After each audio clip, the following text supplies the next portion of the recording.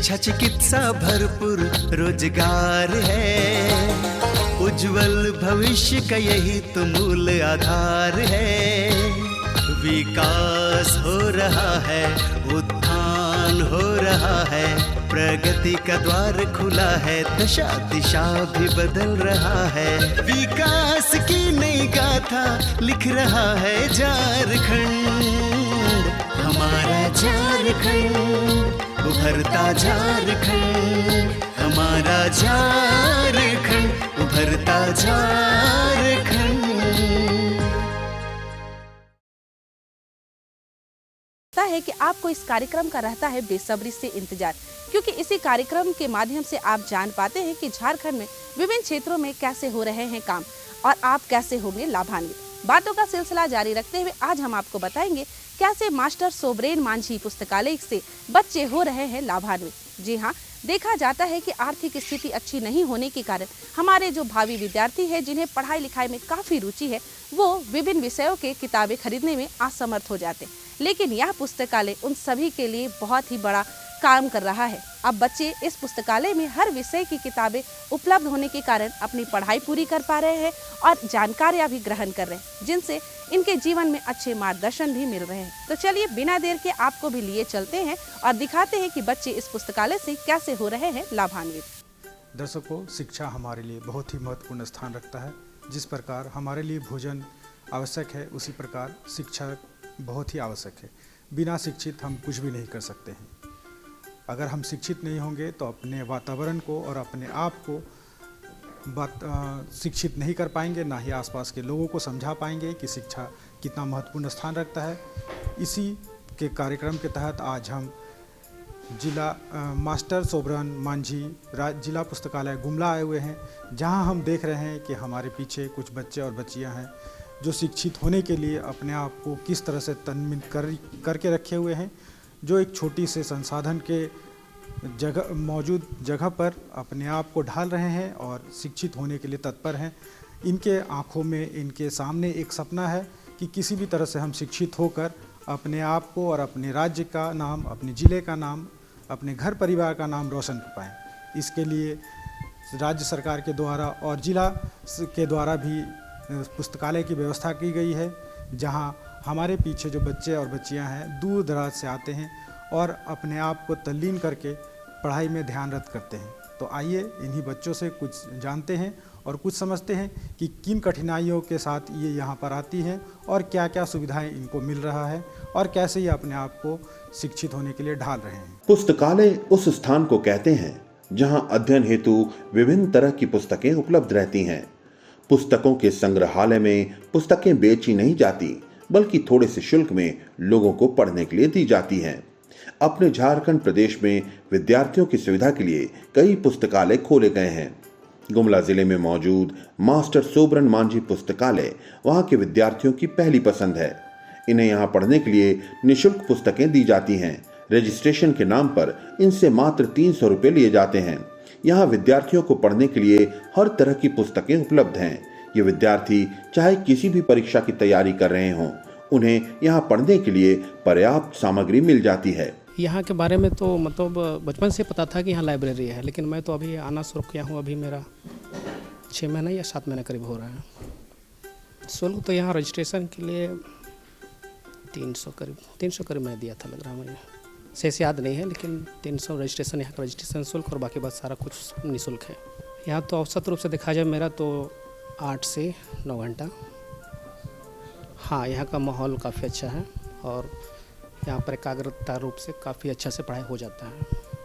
यहाँ पर सुविधा, जैसे कि आप कोई भी एग्ज़ाम की तैयारी कर रहे हैं, जैसे कि सिविल सर्विस हो गया, चाहे एसएससी हो गया, चाहे किसी भी स्तर का, चाहे कोई भी तैयारी करें, तो आपको यहाँ पर ज़्यादातर बुक मतलब यहाँ निःशुल्क आपको उपलब्ध हो जाता है। और मैं यहाँ पे एसएससी सीजीएल की तैयारी करने के लिए आ रही हूँ। सुविधा सारे बुक फ्री में दिए जा रहे हैं। हम लोग जो भी चाहे वो बुक निकाल सकते हैं। 4 किलोमीटर दूर है और हम यहाँ पे 6 घंटा 6-7 घंटा। नहीं, घर में थोड़ा दिक्कत होता है पढ़ाई में, बच्चा लोगों को चिल्लाना या फिर काम वगैरह, तो यहाँ पे ज़्यादा अच्छा से पढ़ पाते हैं। जो भी नहीं आ पाते दूर दूर से या फिर जो बुक खरीद नहीं सकते, उसके लिए बहुत अच्छा है ये। नहीं, साल में एक बार, मतलब वही जब एडमिशन कराते हैं उस समय सुविधा में अभी तो मतलब सब बेहतर हो गया है। बुक सब भी मतलब अब आ रहा है ना, मिल पाता है, मतलब लिख के हम लोग देते हैं, सब मंगाते हैं। जी जी, मतलब माहौल शांत रहता है ना। तो पुस्तकालय में विद्यार्थी पढ़ने आते हैं, अतः यहाँ अनुशासन होना, शांत माहौल होना अति आवश्यक है। मास्टर सोबरन मांझी पुस्तकालय में विद्यार्थियों को ये सब कुछ मिल जाता है। इसके अलावा इन्हें वाईफाई तथा पानी बिजली की भी सुविधा मिल जाती है। यहाँ आकर कोई विद्यार्थी डिफेंस में जाने की तैयारी कर रहा है तो कोई सिविल सर्विस की तैयारी में लगा है। इन सबको उनके सिलेबस के हिसाब से पुस्तकें मिल जाती हैं। इतना ही नहीं, जरूरत पड़ने पर विद्यार्थियों के लिए बाहर से भी पुस्तकें मंगाई जाती हैं। और यहाँ फ़िलहाल कुछ ही दिन से आ रही हूँ, 1 महीना लगभग हुआ होगा। मैं देखिए यहाँ का माहौल बहुत सकारात्मक है, मतलब एकदम शांत माहौल है।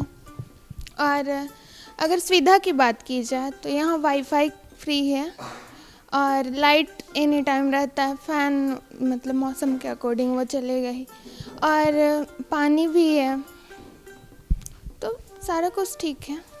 यहाँ सारे तरह के पुस्तक हैं, जैसे आध्यात्मिक अगर देखा जाए या फिर अपना सिलेबस के अकॉर्डिंग वो भी है। और अगर ज़रूरत होता है तो लिख के देने से वो प्रोवाइड किया जा सकता है, प्रोवाइड हो जाता है। पढ़ाई पर ध्यान तो लगाया जा सकता था, लेकिन बहुत मतलब थोड़ा अभाव होता, कुछ चीज़ की कमी होती या फिर टाइम टेकिंग होता वो चीज़, या खर्चीला भी था। यहाँ पर खर्च भी कम हो रहा है और हमें बहुत कम समय में बहुत कुछ सीखने को यहाँ मिल जा रहा है। टाइम मतलब अच्छे से यूटिलाइज हो जा रहा है। यहाँ पे बहुत ही अच्छा माहौल है। यहाँ पे बड़े भैया लोग भी बताते हैं कि कैसे पढ़ना है। और किताबों की बात करें तो यहाँ पे जितना पढ़ने का बुक की ज़रूरत है वो फ्री ऑफ कॉस्ट मिल जाता है। हम रजिस्ट्रेशन टाइम बस 300 दिए थे, उसके बाद 1 साल हो जा रहा है इसे ही। और ज़्यादातर बुक जैसे हम यहाँ से ही निकालते हैं और पढ़ते हैं, बुक बहुत कम करते हैं, बस कॉपियाँ लेते हैं। और जैसे कॉलेज का सिलेबस सब यहीं से कंप्लीट करते हैं बुक से निकाल के। अभी तो कॉलेज कंटिन्यू के साथ मतलब साथ में दोनों, मतलब सुबह में जैसे 8:30 बजे, कभी कभी 9 बजे आ जाते हैं, उसके बाद सीधे शाम में 7 बजे जाते हैं। इधर फिर क्लास सब भी अटेंड करते हैं। आजकल लाइब्रेरी 7 बजे बंद हो जाती है और थोड़ा दिन बाद में 8 बजे मतलब बंद करेंगे बोल रहे हैं सर। सुबह में हम थोड़ा सा लेट में आते हैं क्योंकि घर का काम भी होता है। तो पुस्तकालय नहीं होने के कारण थोड़ी सी दिक्कत होती है कि लंबे टाइम तक हम लोग घर में बैठ नहीं सकते हैं, कंसिस्टेंट की प्रॉब्लम होती है। लेकिन यहाँ अगर आने से हम लोग रेगुलर रहने से काफ़ी मदद मिलती है उसके लिए। बहुत फ़ायदा है इसमें अभी तो बहुत फ़ायदा हो गया। 6 महीना पहले वाईफाई की सुविधा नहीं थी। पिछले साल ही हम यहाँ सोलर लगा हुआ है, जिसके कारण अभी लाइट की उतना दिक्कत नहीं होता है। अभी तो गुमला में काफ़ी लाइब्रेरी खुल गया है, 3 लाइब्रेरी है, इसीलिए यहाँ थोड़ा कंजेस्टेड है। लेकिन भी अगर कोई आना चाहता है तो ठीक है। यानी सबों के लिए एक ही टाइप का है कि आप बुक निकाल सकते हैं यहाँ से, और फीस भी आपको एक ही टाइम देना है। और सर शायद नहीं लेते हैं, ईयरली है लेकिन नहीं लिया जाता है। और मेरा यहाँ लाइब्रेरी ज्वाइन किया हुआ 8 मंथ हो रहा है। यहाँ आके मुझे बहुत अच्छा लगा। यहाँ का माहौल बहुत डिसिप्लिन अनुशासन में है, और जितना भी बुक देखा जाए तो, और यहाँ हर चीज़ का सुविधा मिल गया है। लाइट, वाईफाई निःशुल्क है। मेरा घर के पारिवारिक स्थिति बहुत ही गरीब परिवार से बिलोंग करते हैं, और वैसे किसी का भी सरकारी जॉब नहीं है। और मैं चाहती हूँ कि यहाँ के अच्छा से पढ़ाई करें और अपना परिवार का नाम रोशन करें।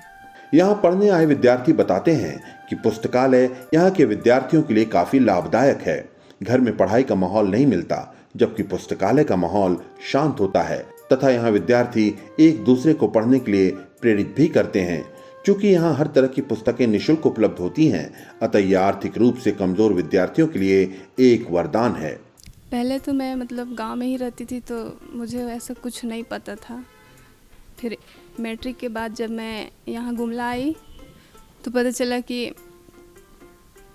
पढ़ने लिखने के लिए यहाँ बहुत ही अच्छा सुविधा उपलब्ध कराया गया है। तो तो फिर मैं मतलब यहाँ ज़्यादा दिन से तो नहीं आ रही ही। ये तो बहुत बड़ी बात है कि मतलब मैं अगर घर में रहती तो हमको नहीं लगता है कि मतलब मेरा 20% भी ये हो पाता। माहौल का बात करें तो कुछ कहना ही नहीं, मतलब इतना अनुशासन है यहाँ की। मैं कुछ ही दिन से आ रहा हूँ, वैसे तो अभी फ़िलहाल से ही कुछ प्रिपरेशन स्टार्ट किया हुआ। कॉलेज में मैं मास्टर डिग्री में ही हूँ और इस बार लास्ट ईयर है और इसी से कंप्लीट करूँगा। उसके बाद अभी मेरा फ़िलहाल स्टार्ट कर दिया हूँ UGC नेट का तैयारी। यहाँ आके काफ़ी कॉन्सनट्रेट के साथ हम लोग पढ़ाई कर पाते हैं और काफ़ी शांत माहौल रहता है इसलिए। और फिर सारी चीज़ की सुविधाएं हैं यहाँ। हमारे लिए वाईफाई फ्री है जिससे हम लोग ऑनलाइन स्टडी कर सकते हैं। इससे काफ़ी बेटर रहता है। आज के डेट में ऑनलाइन स्टडी से ही बहुत कुछ हो पाता है। और फिर पुस्तक की बात करें तो सारी पुस्तकें यहाँ उपलब्ध हो पाती हैं हम लोग के लिए। और हम लोग जैसे गरीब परिवार से बिलोंग करते हैं इसलिए उतने पुस्तक एफोर्ड नहीं कर पाते हैं, तो हम लोग यहाँ के उस पुस्तक को फ्री में ही उपलब्ध हो जाती है तो पढ़ पाते हैं अच्छे से। और यही चीज़ हम लोग घर में करते तो थोड़ी महंगी होती है इसलिए हम लोग ले नहीं पाते हैं। घर में जितना पढ़ने का इच्छा जो होता है, घर में आलस्य अधिक होता है और आलस्य के चलते घर में उतना पढ़ाई नहीं हो पाता जितना हम करना चाहते हैं। मतलब मन तो चाहता है कि अधिक ही पढ़ाई करें, लेकिन शायद शरीर ही आलस्य केपन घर में अगर थोड़ा बहुत भी अगर आंख लग जाती है तो सो जाते हैं। और यहाँ पे आके बहुत ही सुंदर और अच्छा लगता है, जैसे कि एक दूसरे को देख के उत्साहित होते हैं, पढ़ाई लिखाई में मन लगता है, एक दूसरे को देख के अच्छा भी लगता है। और यहाँ पे उतना माहौल अधिक ख़राब भी नहीं है। सब जितने भी स्टूडेंट यहाँ पढ़ाई लिखाई करने आते हैं सब कोई अपने आप में अपने को अनुशासन में रखते हैं। एक दूसरे से ना ही बात, अगर कुछ ज़रूरी ही है तो फिर यहाँ से निकल के बाहर जाके बात विचार इस बारे में वार्तालाप किया जाता है। और आपस में यहाँ अंदर लाइब्रेरी में बहुत ही सुंदर तरीके से हर कोई पढ़ाई करता है और उसी को देख के एक मन में उत्तेजना है कि हम भी पढ़ाई करें। हालांकि घर में थे तो फिर अधिक महत्व खेलने कूदने को देते थे इधर उधर, लेकिन यहाँ आने के बाद उतना अधिक दिन भी नहीं हुआ है, 1-2 महीना हुआ है, लेकिन यहाँ आने के बाद लगता है कि लाइब्रेरी ही जाके अपना टाइम को बिताएं। वहाँ जाने के बाद कुछ बहुत शिक्षा ग्रहण हो जाएगा और इधर उधर जाएंगे तो फिर मन भटकेगा और इस चलते पढ़ाई नहीं हो पाएगा। टाइम वही 7-8 घंटा, सुबह 10 बजे से शाम 6 या 7 बजे तक नहीं कर पाते, काहे कि घर में पढ़ाई नहीं होता। यहाँ वाईफाई फ्री मिल रहा है और फी नहीं लग रहा है, सारा बुक्स मिल जा रहा है, जो चाहिए वो बुक मौजूद है यहाँ पर। जी उसके लिए नाम देना पड़ता है, राइटर का नाम दे के मंगाना पड़ता है उनके लिए। पुस्तकालय वस्तुतः विद्यार्थियों के लिए एक सहारा होता है। इन्हें पुस्तकालयों में मामूली शुल्क पर ऐसी पुस्तकें मिल जाती हैं जिन्हें खरीद कर पढ़ना असंभव होता है। गुमला का मास्टर सोबरन मांझी पुस्तकालय भी अपनी पुस्तकों से आर्थिक रूप से कमजोर विद्यार्थियों को सहारा दे रहा है तथा उन्हें हर तरह की परीक्षा में बैठने का बल दे रहा है। तो चलिए बिना देर के आप खुद देखिए और इसका पूरा लाभ उठाइए। झारखंड प्रदेश का एक जिला है गुमला, जो एक नक्सल प्रभावित क्षेत्र रहा है। इन दिनों खेल के माध्यम से ये देश दुनिया में अपनी पहचान बना रहा है। प्रशासनिक सहयोग से इस जिले का खेल कूद एक नया रूप ले चुका है। यहाँ के बच्चे बच्चियाँ फुटबॉल, बैडमिंटन तथा हॉकी जैसे खेलों के माध्यम से गुमला जिले का नाम देश दुनिया में रोशन कर रहे हैं। गुमला स्थित आवासीय बालिका फुटबॉल क्रीड़ा प्रशिक्षण केंद्र की कोच वीणा क्रिकेटा, जिन्होंने खुद इंटरनेशनल खेला था, बताती हैं कि आज लोगों की सोच बदल चुकी है और खेल में उन्हें अच्छी संभावनाएं दिखने लगी हैं। यहाँ बच्चे बच्चियाँ खेल में अच्छा प्रदर्शन कर रहे हैं और दुनिया भर में जिले का नाम रोशन कर रहे हैं। पहले के अपेक्षा काफ़ी जब हम लोग खेलते थे उस समय गार्जियन का सोच था कि क्या स्पोर्ट्स करोगे, क्या फुटबॉल खेलोगे, लड़कों के बीच में लड़कियां कैसे आएंगी, ये सारी समस्याएं आती थी। लेकिन आज के अभिभावक बहुत जागरूक हो चुके हैं, हद तक जागरूक हो चुके हैं और कहेंगे झारखंड सरकार का जो खेल विभाग के द्वारा जो आवासीय सेंटर, डे बोर्डिंग सेंटर वगैरह चल रही हैं, जिसमें जो सुविधाएं आ रही हैं, तो इंटीरियर एरिया से जो बच्चों को, प्रतिभावान खिलाड़ियों को वहाँ से चयनित करके रेसिडेंशियल सेंटर में रखा जा रहा है। इनका पढ़ाई का सुविधा, खेल का सुविधा, किट का सुविधा, या सारी चीज़ों की सुविधा मिल रही है। इनसे गार्जियन को लगता है कि खेल में भी फ्यूचर है और खेल से भी सीधी नियुक्ति वगैरह हो रही है। तो कहीं ना कहीं इसे गार्जियन को लगता है कि खेल के बदौलत भी हमारे बच्चे अपना करियर सेटलमेंट कर सकते हैं। तो आज के डेट पे देखते हैं बहुत सारे बॉयज़ के अलावे गर्ल्स में बहुत ज़्यादा दिखाई दे रहे हैं और अपना नाम भी रोशन कर रहे हैं, झारखंड का भी नाम रोशन कर रहे हैं, अपना भी, और उस मुकाम को पहुंच रहे हैं। रहा बात हॉकी और फुटबॉल की, तो हॉकी और फुटबॉल एक्चुअल में हमारे झारखंड का जीन में ही है। फुटबॉल थोड़ा सा पुश करने की बात है, हॉकी तो काफ़ी मुकाम तक पहुंच गया है और अभी फुटबॉल भी काफ़ी हद तक पहले हम लोग के समय में गिना चुना एक आध इंटरनेशनल प्लेयर मैं खुद खेली हुई हूँ। 2003 में मैं सिंगापुर गई थी और उस समय बहुत कम, हमको लगता है हम उस समय सिंगल पर्सन थे, खासकर झारखंड से इंटरनेशनल के मामले में। और आज के डेट पे हम खुद देख रहे हैं, मेरे ट्रेनीज ही उस तरह से, जैसे कि 8 मार्च को जो बांग्लादेश के साथ ही फाइनल खेले Saif game, under 19 Saif game, जिसमें हमारे यहाँ ये सेंटर से, गुमला के ये सेंटर से 2 बच्चियाँ गई थी जो कि गोल्ड मेडल लेके आई।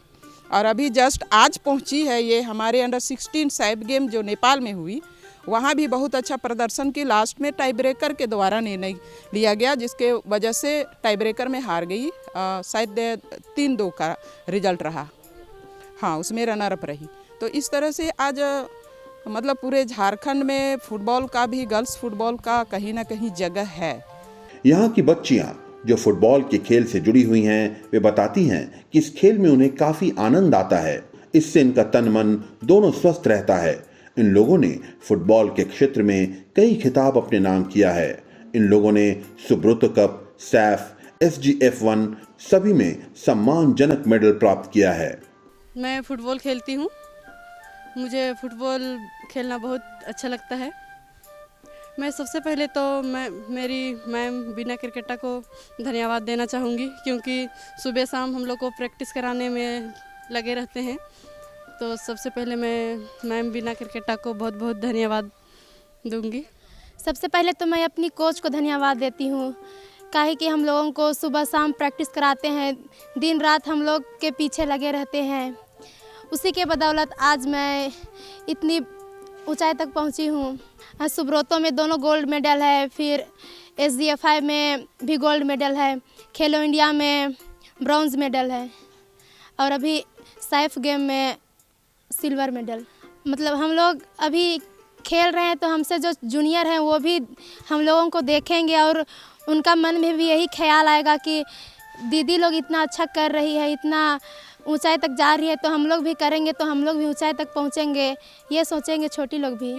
हम लोग दीदी लोग को देखे तो उनसे हम लोग को कुछ सीख मिला और हम लोग को भी खेलने का मन किया। हम सबसे पहले असम गए थे, असम के बाद हरियाणा, हरियाणा के बाद दिल्ली, 2 बार दिल्ली गए थे सुब्रतो कप खेलने के लिए। बीना मैम भी कोचिंग कराते हैं, फिर रिजवान सर, कभी कभी एक सर थे वो अभी ये दुनिया में नहीं रहे, वो भी पॉलुस सर ट्रेनिंग दिए थे। इसी तरह से बैडमिंटन के कोच प्रदीप कुमार बताते हैं कि आज गुमला के बच्चे बच्चियां बैडमिंटन के क्षेत्र में काफी अच्छा प्रदर्शन कर रहे हैं। राष्ट्रीय स्तर तक में अपने विजय का ये परचम लहरा चुके हैं। इनसे प्रभावित होकर गुमला जिले के अन्य बच्चे बच्चियां भी इस खेल की ओर प्रेरित हो रहे हैं।